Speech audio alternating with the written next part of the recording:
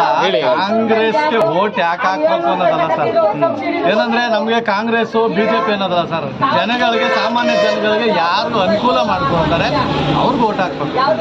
ಈಗ ನಿಮ್ಮ ಕ್ಷೇತ್ರದ MLA ಆಗಲಿ, MP ಆಗಲಿ, ಯಾರೇ ಆದ್ರೂ ನಿಮ್ಮ ಕ್ಷೇತ್ರಕ್ಕೆ ಏನು ಅಭಿವೃದ್ಧಿ ಮಾಡಿದ್ದಾರೆ ಅನ್ನೋದ್ರ ಮೇಲೆ ವೋಟ್ ಹಾಕಿ.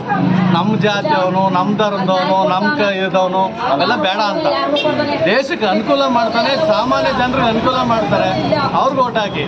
ಫ್ರೀ ಬಿಟ್ಟಿದ್ದಾರೆ, ಮತ್ತೊಂದು ಬಿಟ್ಟಿದ್ದಾರೆ ಅಂತಾನು ವೋಟ್ ಹಾಕ್ಬೇಡಿ. ಅದರಿಂದ ಅನುಕೂಲ ಎಷ್ಟಾಗಿದೆ, ಅನಾನುಕೂಲ ಎಷ್ಟಾಗಿದೆ ಅಂತ ನೋಡ್ಕೊಂಡು ಯೋಚನೆ ಮಾಡಿ ಹಾಕಿ.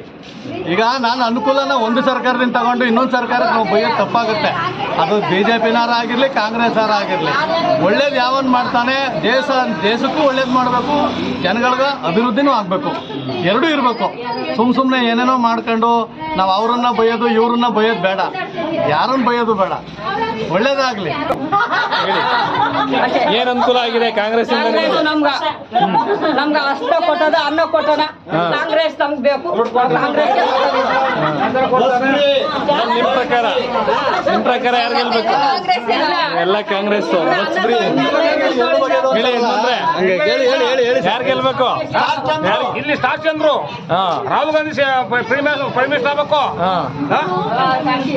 ಹೇಳಿ. ಬಿಜೆಪಿ ಅದು NDA ಮಾಡ್ಕೊಂಡ್ರ ದೇವ್ರಿಗೆ ಬೇಕಲ್ಲ ಓಟ್ ಹಾಕಲ್ಲ ನಾವು.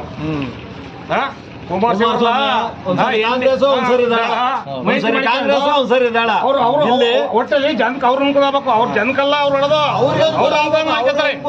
ಹಂಗಾಗಿ ಇಲ್ಲಿ ಮಂಡ್ಯದಲ್ಲಿ ಸ್ಟಾರ್ ಚಂದ್ರ ಗೆಲ್ತಾರೆ. Rahul Gandhi prime minister. ಬಿಟ್ಟಿಲ್ಲ 2 ಲಕ್ಷ ಗೆದ್ದೆ ಗೆಲ್ತಾರೆ ಕುಮಾರಸ್ವಾಮಿ. ಕಾಂಗ್ರೆಸ್ ಹೋಗ್ತಾರೆ.